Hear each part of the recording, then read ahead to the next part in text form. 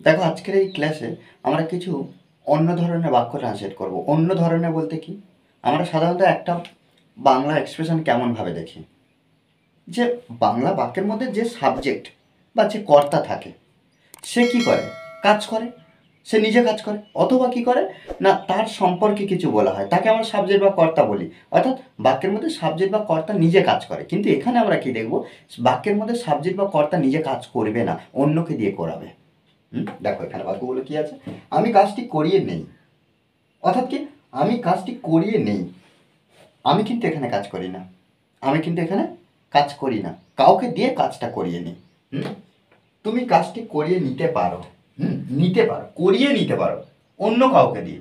অর্থাৎ এখানে সাবজেক্ট নিজে করছে না। কেন? দেখো, আমি কাজটি করিয়ে নেই, তাহলে কাজটা কি আমি করছি?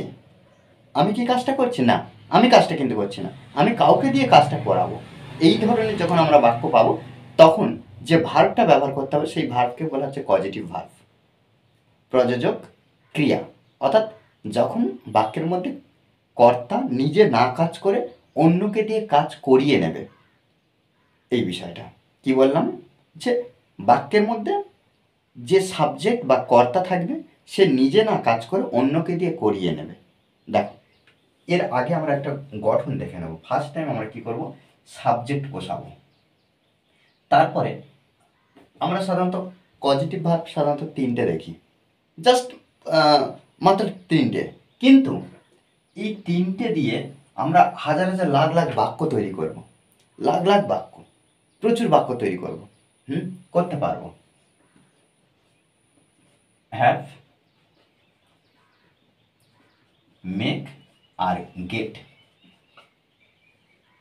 এই তিনটে দিয়ে ইংলিশ ল্যাঙ্গুয়েজে ভরি ভরি বাক্য, প্রচুর বাক্য আমরা দেখতে পাই।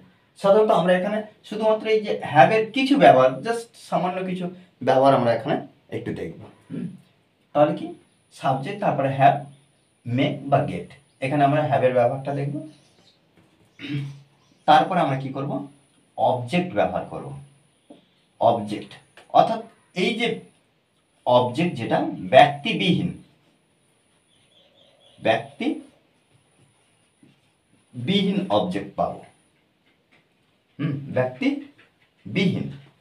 তারপরে আমরা কি করব, অবজেক্টের পরে ভার্ব ব্যবহার করব, ভার্বের পিপি ফর্ম, অর্থাৎ কি পাস্ট পার্টিসিপল, ভার্বের পাস্ট পার্টিসিপল ফর্ম এখানে আমরা ব্যবহার করব। দেখো কিভাবে, আমি কাজটি করিয়ে নেই, তাহলে এখানে সাবজেক্ট হিসাবে কে বসছেন, আমি, আয়ের পরে আমরা হ্যাভ বসাবো, হ্যাভ বসালাম। এবারে কি, অবজেক্ট ব্যক্তিবিহীন, ব্যক্তিবিহীন মানে কোনো জড় পদার্থ বা কোনো ব্যক্তিকে বোঝাবে না। তাহলে এখানে এই যে কাজটি, তাহলে আই হ্যাভ দ্য ওয়ার্ক, কাজটি দ্য ওয়ার্ক, তাহলে এখানে সাবজেক্ট ব্যবহার হচ্ছে, তারপরে হ্যাভ ব্যবহার করছে এই যে পজিটিভ ভার্ব, তারপরে দ্য ওয়ার্ক। এবারে কি করব, ভার্ব অর্থাৎ করিয়ে নেওয়ার কথা বলা হচ্ছে, তাহলে এখানে ডু ভার্ব এর কি করব না পিপি ফর্ম, তাহলে ডান। দেখো PP form, past participle form, do did done, do did done. দেখো এইভাবে কিন্তু আমরা এই ধরনের বাক্যগুলো ট্রান্সলেট করব। যখন আমরা কি করব, দেখতে পাবো যে এই যে দেখো পরের বাক্য কি, তুমি কাজটি করিয়ে নিতে পারো। এই যে পারো এটা সমর্থ হয়ে যাচ্ছে, দেখো এটা একটা মোডাল ভার্ব, এটা কিন্তু এক্সট্রা চলে আসছে। আমি কাজটি করিয়ে নিচ্ছি, অর্থাৎ কাজটা করিয়ে নিচ্ছি। দেখো এই বাক্যটা আগে ট্রান্সলেট করি, তুমি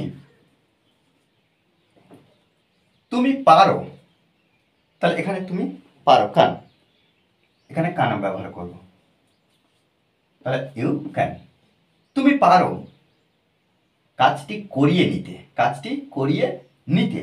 তাহলে এবারে কিন্তু আমরা হ্যাভ ব্যবহার করব, have the work, have the work, have the work, এই যে করিয়ে নেওয়ার কথা বলা হচ্ছে, ডান। ওকে, দেখো এই বিষয়গুলো কিন্তু আমাদেরকে একটু বুঝতে হবে। ডিটেলসে আমি প্রত্যেকটা এই যে পজিটিভ ভার্ব দিয়ে এক একটা ভার্ব দিয়ে অর্থাৎ হ্যাভ, মে, গেট প্রত্যেকটা থেকে কত ধরনের বাক্য তৈরি করতে হয় প্রত্যেকটা নিয়ে আমি আলাদা আলাদাভাবে ক্লাস অবশ্যই করব। এই যে পজিটিভ ভার্বের উপরে আমরা যদি একটু বুঝে নিতে পারি তাহলে ইংলিশ ল্যাঙ্গুয়েজ, ইংলিশে স্পোকেন ইংলিশের ক্ষেত্রে আমরা অনেকটা ইমপ্রুভ করতে পারবো। আমি কাজটি করিয়ে নিচ্ছি, অর্থাৎ দেখো এই যে নিচ্ছি, আমি ক্লাস করছি, তারা ঘুমাচ্ছে, তাহলে কাজটা চলছে, অনবরত চলছে।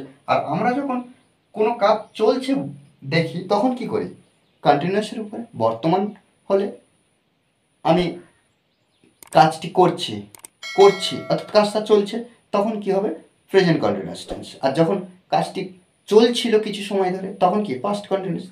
আর এখানে কি আমি কাজটি করিয়ে নিচ্ছি নিচ্ছি, তাহলে এখানে আমরা সাবজেক্ট ব্যবহার করব, তারপর একটা হেল্পিং ভার্ব আনবো কি অ্যাম, আই এম হ্যাভিং,